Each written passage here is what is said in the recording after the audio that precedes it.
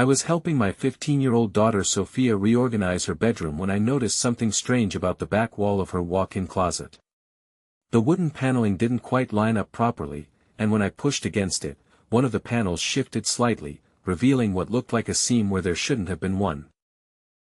"Sophia, has this wall always looked like this?" I asked, running my fingers along the gap I discovered. "I don't know, Mom. I never really pay attention to the back of my closet." 20 minutes of careful investigation revealed a hidden panel that opened into a small room behind the closet wall, a space that shouldn't have existed according to our house's original blueprints. And inside that secret room was a black leather suitcase containing exactly $1,247,000 in cash, organized in neat bundles of hundreds, and a handwritten note dated 3 years earlier. The note was in my husband Michael's handwriting. "If you're reading this, something has gone wrong. The money is clean now, but it wasn't when I took it. I did this for our family, but I know Sarah will never understand. Take care of Sophia. Tell her I loved her more than anything. M."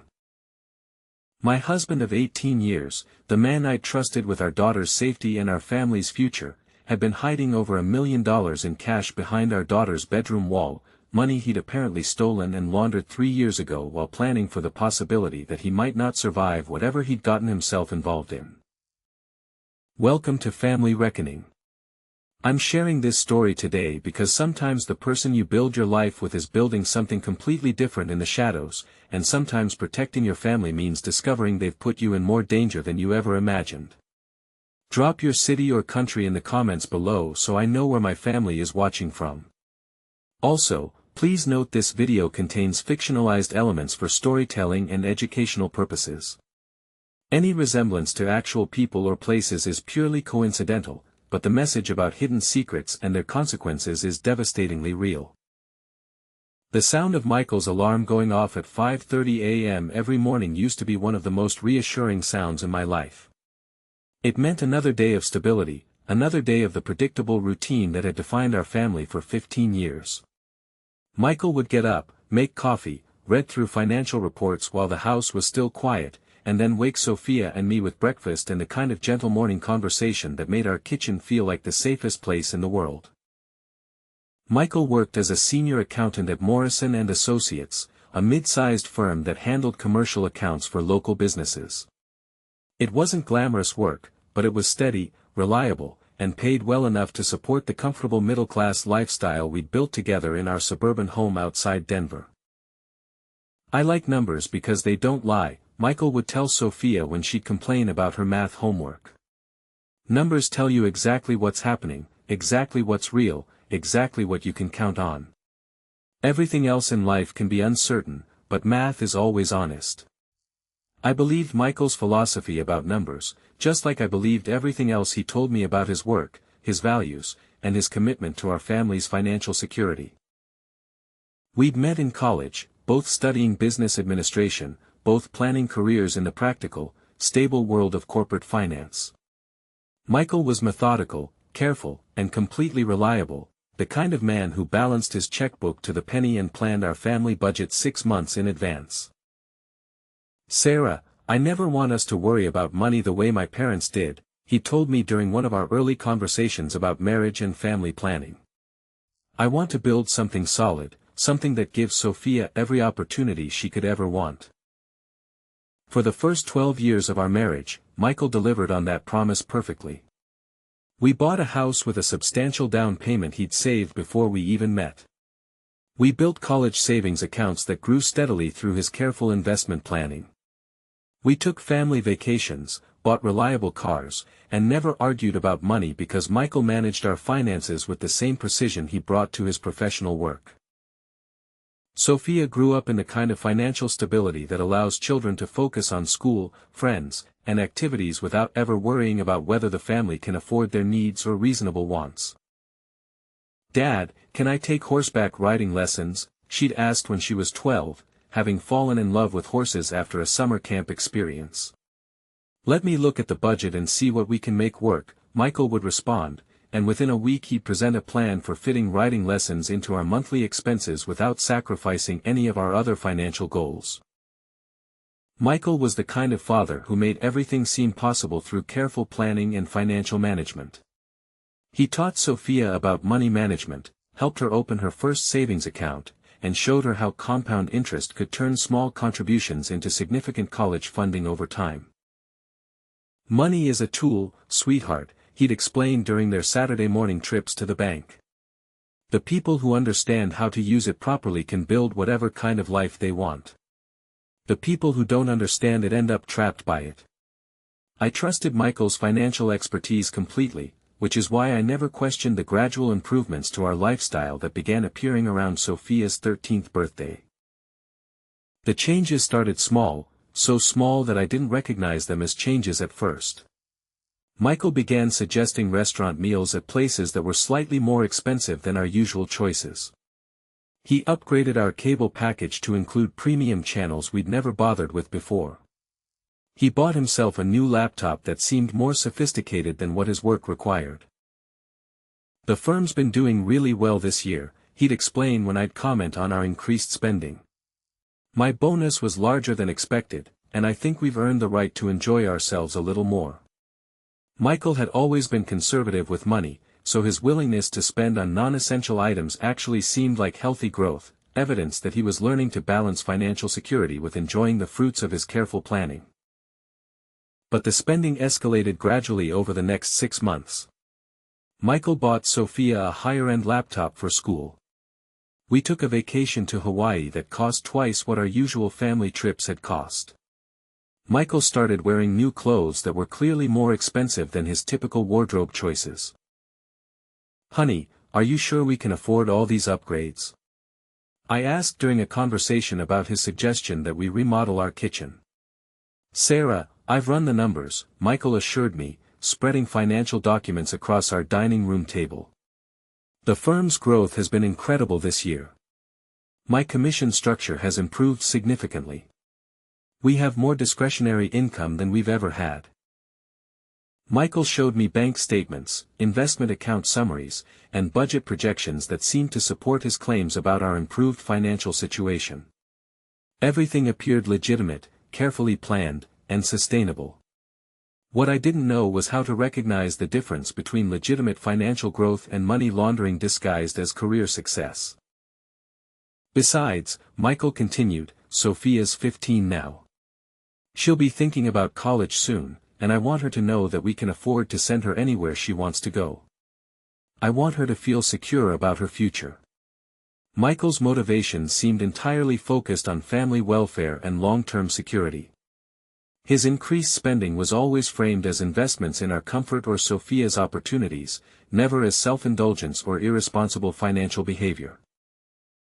But I began to notice other changes in Michael's routine that were harder to explain through improved work performance.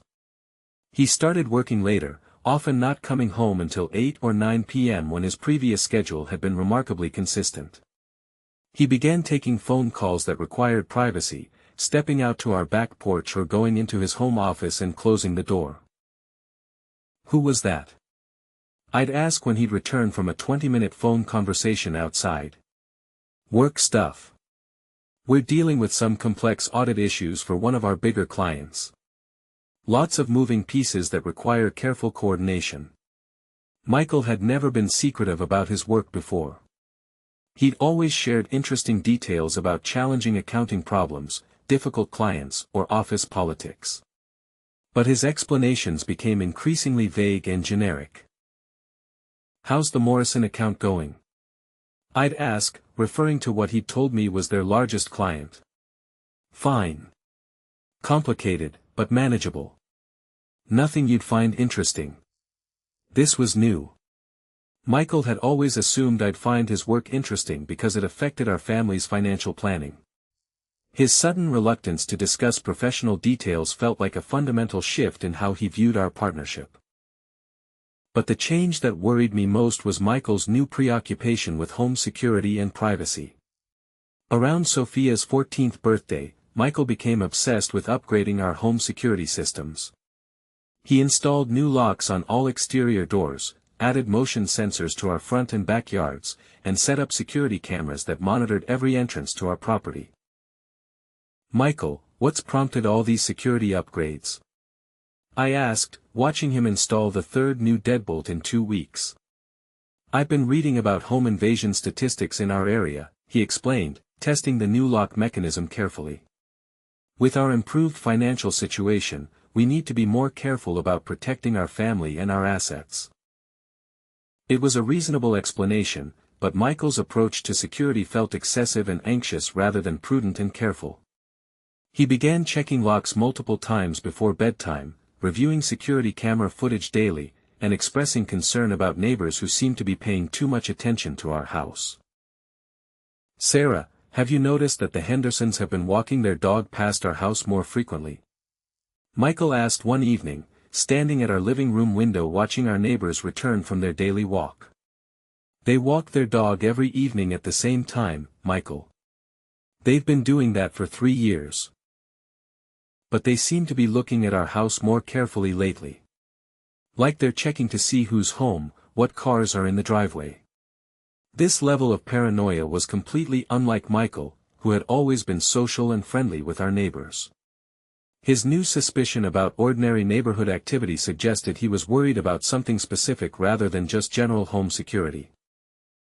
But the most troubling change was Michael's new interest in Sophia's bedroom and her privacy.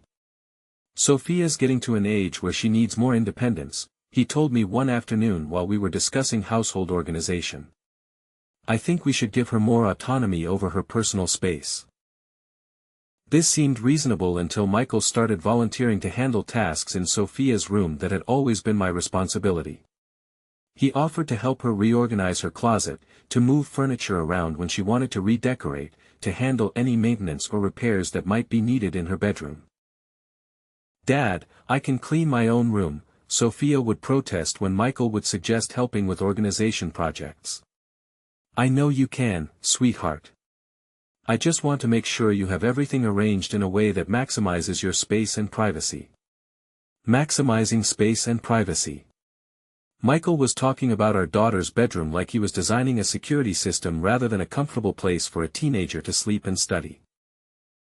I assumed Michael was just being an attentive father who wanted to ensure Sophia felt independent and secure in her personal space.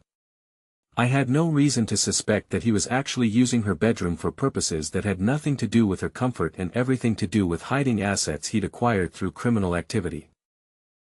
The discovery happened entirely by accident, while helping Sophia reorganize her closet for the transition from summer to winter clothing. "Mom, I think I need to donate some of these clothes," Sophia said, pulling items from the back of her walk-in closet.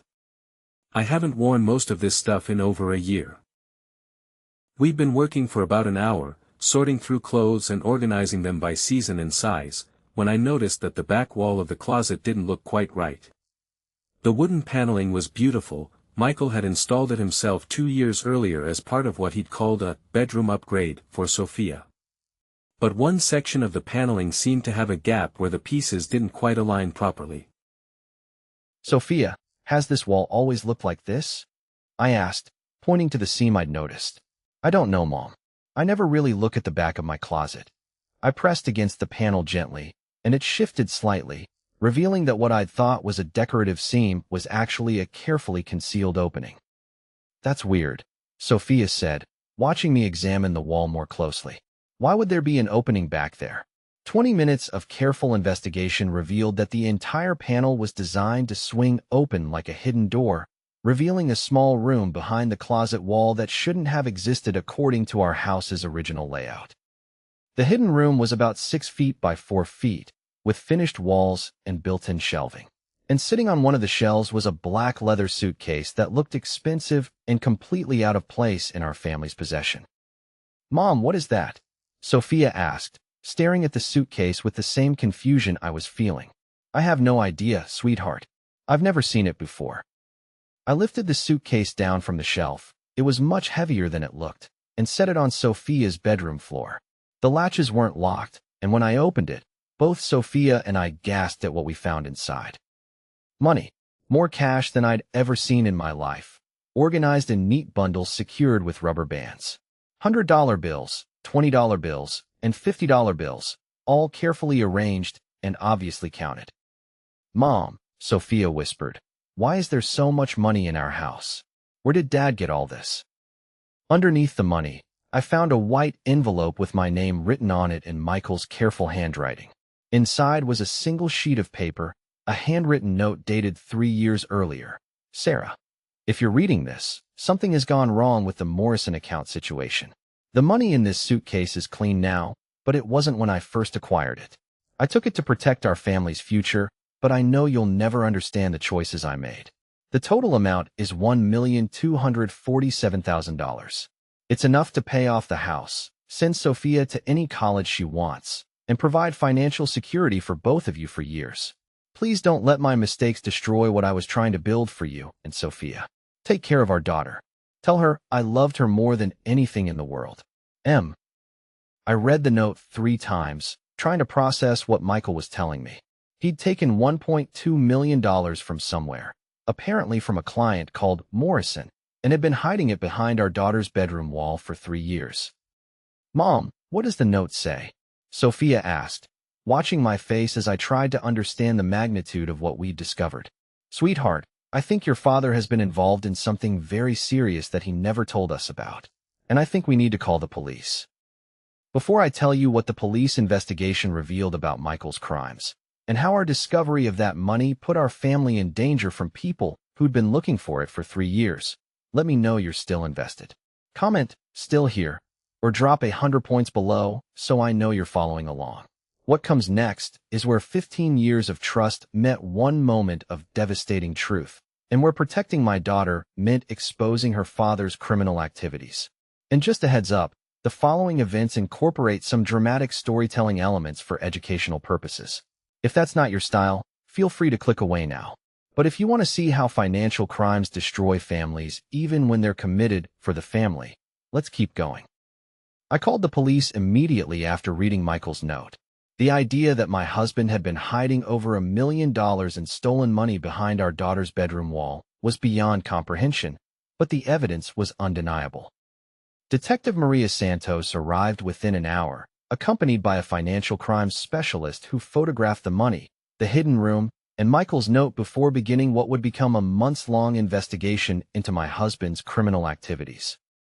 Mrs. Reynolds, I need to ask you some difficult questions about your husband's work and your family's finances, Detective Santos said, settling into our living room while Sophia stayed upstairs, overwhelmed by the discovery and its implications for our family. I'll answer whatever you need to know. But Detective, I had no idea about any of this. The hidden room, the money, whatever Michael did to acquire it, I knew nothing about it. We believe you, Mrs. Reynolds. But we need to understand how your husband was able to conceal this amount of money and this level of criminal activity without your knowledge. Over the next 4 hours, I walked Detective Santos through 15 years of what I believed was a normal, honest family life.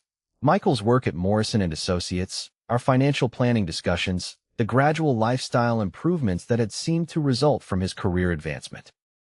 Mrs. Reynolds, Morrison & Associates went out of business 4 years ago, Detective Santos informed me. Your husband hasn't been employed there since 2019. The room seemed to spin around me. That's impossible. Michael leaves for work every morning. He talks about his clients, his projects, his colleagues. He's been working as a freelance accountant for the past 4 years, primarily for clients who pay in cash and don't report their income to the IRS. It's a common front for money laundering operations. Money laundering. The man I'd been married to for 18 years, the father of my daughter, the person I trusted with every aspect of our financial security, had been washing money for criminals while pretending to go to his regular job every day. Detective Santos, what does this mean for Sophia and me? Are we in danger because of what Michael has been doing? We need to determine who the money belongs to and why your husband wrote that note suggesting something might go wrong. People don't hide over $1 million in cash unless they're afraid of something specific. The investigation that followed revealed the scope of Michael's criminal activities over the past 4 years. Working with a network of small business owners, independent contractors, and cash-based service providers, Michael had been laundering money for drug dealers, illegal gambling operations, and tax evasion schemes throughout the Denver metropolitan area. His specialty was taking dirty money, cash from illegal activities, and running it through legitimate appearing business transactions until it became clean money that could be deposited in banks and spent without triggering federal reporting requirements. Your husband was very good at what he did, Detective Santos explained during one of our follow-up meetings. He created paper trails that made illegal income look like legitimate business profits. The $1.2 million in your house represents his fee for laundering approximately $6 million over 4 years. $6 million. Michael had been processing drug money and criminal proceeds while living in our suburban home, sitting at our dinner table every night, and helping our daughter with her homework. But the most dangerous aspect of Michael's criminal career was what had happened 3 years earlier, the incident that prompted him to write the note I'd found with the money.